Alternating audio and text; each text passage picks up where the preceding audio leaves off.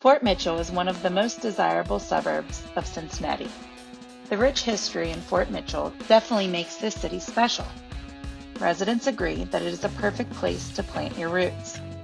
The first piece of history that I want to point out is the Greyhound Tavern.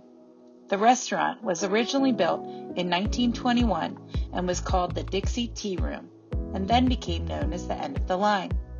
This name came from the streetcar that ran from downtown Covington to this very site. Fun fact about me is my great-grandmother Hazel bought this property with her husband Al in the 1930s. They renamed it from End of the Line to the Greyhound in honor of his brother Benny, who raced greyhounds.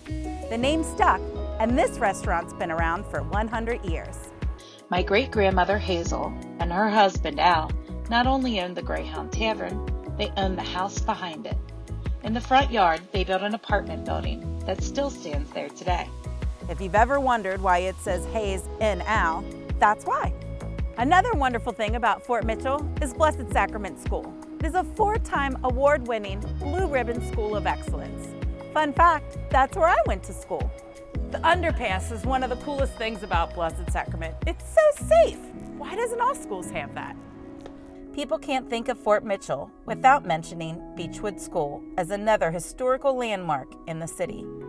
It's listed by U.S. News and World Report as one of the best public high schools in the whole nation. This school district is ranked number 1 out of 173 in ACT scores.